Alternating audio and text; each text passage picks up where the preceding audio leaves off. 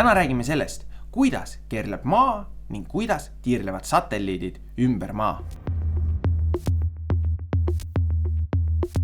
Satelliit, mis pildistab maad, ületas just Lissaboni linna ja jätkab oma liikumist põhja suunas.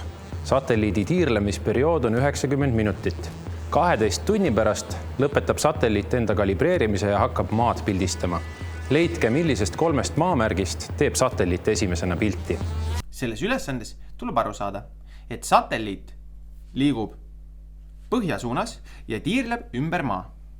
Ning teine osa, mida ei tohi ära unustada, on see, et maa keerleb pidevalt ümber oma telje. Neid 2 liikumist kombineerides saamegi lihtsustatult jälgida satelliidi liikumist. Selle ülesande lihtsamaks lahendamiseks lihtsustasime taustsüsteemi ka võistlejatele nii palju, et võis eeldada, et maakera pöörlemistelg on sirgelt vertikaalne. Ehk kui harilikult on maakera telg pisut viltu, siis selle ülesande lahendamisel eeldasime, et maakera telg oleks vertikaalne.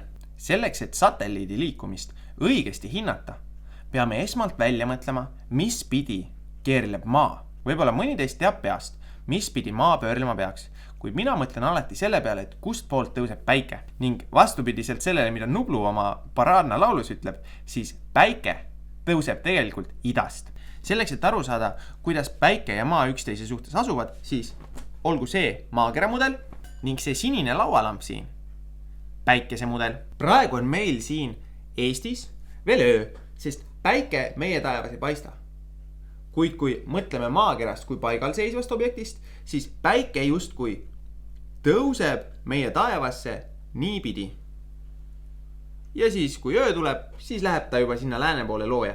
Kuid kui nüüd sama liigutust kordame niimoodi, et päike on seisev objekt, siis peab sama tulemuse jaoks maakera pöörlema niipidi. Nüüd hakkab Eestis päike tõusma idast. Läheb, päev läheb mööda ja nüüd hakkab päike loojuma ja loojub läände. Seega teame, et maakera peab meil pöörlema niipidi. See tähendab, et pealtvaates pöörleb ta siis vastu päeva. Teades seda, mis pidi maa ümber oma telje keerleb, siis saamegi hakata vaatama, kuidas liigub satelliit. Kuid selleks, et satelliidi kiirust õiglaselt hindaksime, siis paneme kõigepealt meile teadaolevad andmed kirja ning vaatame, mis järeldusi sellest teha saame. Esiteks teame, et satelliidi tiirlemisperiood on 90 minutit. Märgime selle suure T-ga ja alaindeksiga S, nagu satelliit. Samuti on meil teada periood maa kohta. Nimelt teeb maa ühe tiiru ümber oma telje 24 tunniga. Märgime selle suure T-ga, mille alaindeks on suur M, nagu maa. Lisaks on meil teada, et satelliit liigub põhja suunas ning et maa pöörleb ümber oma telje vastu päeva. Nii satelliidi kui maa puhul tähistab periood seda aega, kui kaua kulub ühe tiiru tegemiseks, ehk 360 kraadi läbimiseks. Kui jagame nüüd need perioodid omavahel, siis näeme, et selle ajaga, kui maa teeb ühe tiiru ümber oma telje, jõuab satelliit kokku teha tervelt 16 tiiru ümber maakera. Sellest samast suhtest saame ka leida seose, et selle ajaga, kui maakera keerleb edasi 1 kraadi võrra, liigub satelliit üles põhja poole veel edasi 16 kraadi. Seda sama liikumist saame jälgida ka saates olnud graafikalt. Kui maal kulub ühe tiiru tegemiseks ümber oma telje 24 tundi, siis sama ajaga jõuab satelliit teha ümber maa 16 tiiru. Samast suhtarvust kinni pidades saame leida, et ühe satelliidi tiiru jooksul keerleb maa edasi täpselt 22,5 kraadi. Või et iga 4 minuti möödudes on maa keeranud end edasi 1 kraadi ning satelliit liikunud edasi 16 kraadi võrra. Selliste sammudega liikudes saamegi paika panna ligikaudse satelliidi teekonna.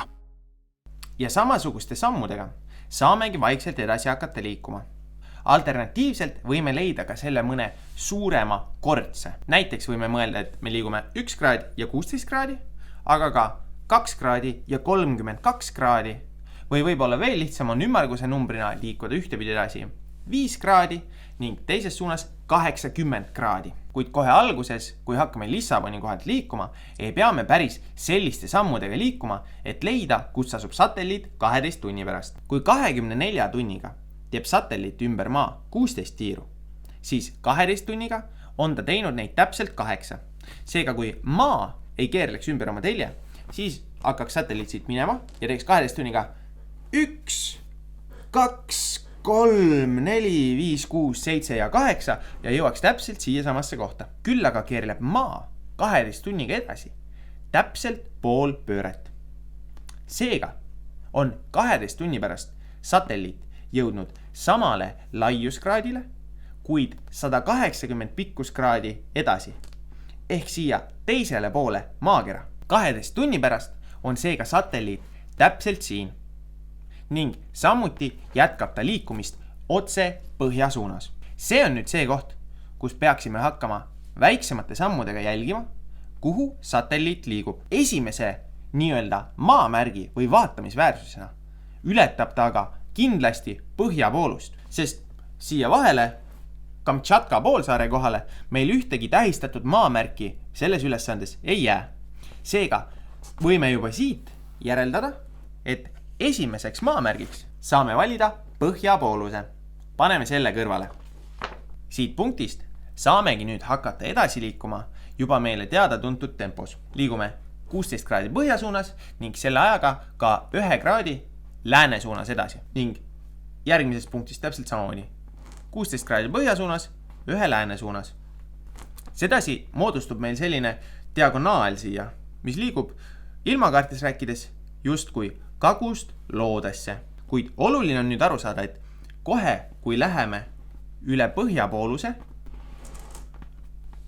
maakera samal ajal pöörleb vastu päeva, siis hakkame nüüd liikuma põhjast lõunasse. Vaadake, see punkt siin.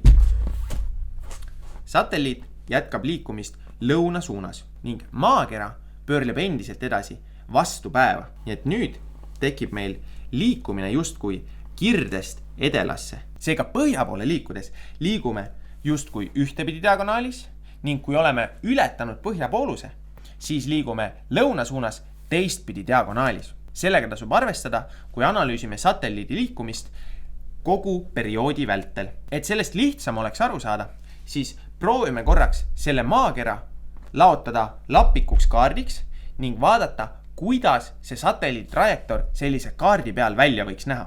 Siin on mul simuleeritud sarnane orbiit sellele, mida meie kujuteldava satelliit läbib. See ei ole kindlasti päris täpselt sama, kuid annab meile ülevaate sellest, kuidas see trajektor tema järel kujuneb. Oletame, et meie satelliit alustab liikumist sellest kollasest ruudukesest siin. Näeme, et koordinaatidena vastab sellele 98 kraadi lääne pikkust. Kui nüüd otse põhja poole liigume, siis laiuskraadiliselt oleme edasi liikunud 90 kraadi ekvaatorilt poolusele, kuid selle ajaga oleme pikkuskraadides liikunud edasi 6 kraadi. Kui nüüd 6 ja 90 omavahel läbi jagame, siis näeme, et siin joonisel kujutatud satelliidi liikumine vastab ligikaudu sellele samale tempole, mis meile juba tuttav on. 16 kraadi põhja suunda, samal ajal kui liigume 1 kraadi lääne suunda. Kuid kuhu liigub satelliit siit edasi, kui ta on jõudnud põhjapoolusele? Näeme, et tema pikkuskoordinaat on 104 kraadi lääne pikkust. Kui ta nüüd teiselt poolt maakera uuesti välja tuleb, siis on ta ju 180 kraadi teisel pool maakera. Seega peame sellele 104 kraadile kas liitma või lahutama 180 kraadi, et saada aru, kus ta asub teisel pool maakera. Seega, kui me siit 104-st liigume nüüd 180 kraadi teisele poole, siis jõuame täpselt siia, kus on 76 kraadi idapikkust. Ja siit jätkab nüüd satelliit oma liikumist lõuna suunas. Mööda seda kollast joont 76 kraadi idapikkuse pealt 64 kraadi idapikkuse peale. Seega, kui satelliit liikus 180 kraadi lõuna suunas, liikus ta sama ajaga edasi lääne suunas 12 kraadi. Kui nüüd selle 180 kraadi 12 kraadiga jagame, siis näeme, et jällegi liigume juba varasemalt leitud tempos. Ka lõunapoolusel tuleme välja jällegi teisel pool maakera umbes täpselt siin 116 kraadi lääne pikkuse peal ning jätkame liikumist põhja ning lääne suunas. Siit punktist jälle jõuame aga siia, liigume lõunasse ja nii edasi. Nii see satelliit tiirlema hakkab ja täpselt samamoodi ka ümber selle gloobuse. Siit punktist põhjapooluseni on vaja minna pisut rohkem kui 50 kraadi. See tähendab, et selle ajaga liigub satelliit lääne suunas edasi umbes 3,5 kraadi. Seega nüüd peamegi otsima sellele 170 kraadi idapikkusele vastavale meridiaanile teiselt poolt maakera sobiva paarilise. Seega tuleme siin teisel pool maakera välja meridiaanil, mis vastab 10 kraadile lääne pikkusele. 10 kraadi lääne pikkust asub väga lähedal meie esialgsele punktile Lissaboni kohal ning samuti näeme, et võrdlemisi lähedal Suurbritanniale, kus asub üks vaatamisväärsus nimega Stonehenge. Kuna aga teame, et satelliit liigub nüüd siit edasi lõuna ja lääne suunas, siis järelikult kaldub ta ka sellest 10 kraadi meridiaanist edasi lääne poole ehk üle Suurbritannia ta liikuda ei saa. Seega liigume siit lõunapooluseni välja ning vaatame, kuhu edasi. Siia vahepeale ühtegi teist vaatamisväärsust jällegi ei jää. Lõunapoolusele jõuame 180 kraadi hiljem laiuskraadides, millele vastab juba meie tuntud 16.1 tempos 11,25 kraadi lääne suunas liikumist. Seega, kui alustasime 10 kraadi meridiaanilt, siis nüüdseks peaksime olema jõudnud pisut üle meridiaani, mis vastab 20 kraadile lääne pikkuse osas. Teisel pool maakera tuleme seega välja pisut vähem kui 160 kraadi ida pikkust ning näeme, et meie satelliidi trajektoor liigub nüüd väga lähedalt mööda Austraalia läänerannikust, kus asub 2 vaatamisväärsust. Üks neist on Sydney ooperimaja ning teine Suur Vallrahu. Kui nüüd väga täpselt simuleerida, siis päris täpselt nende koordinaatide kohalt satelliit üle ei lenda, kuid see on piisavalt lähedal, et pildile need kohad kindlasti püüda saab. Nii et kui teinekord satud mõne satelliidi või kosmosesüstiku pardale, mis parasjagu ümber maa tiirleb, siis tead, kuidas leida, millal oma kodumajast üle lendad.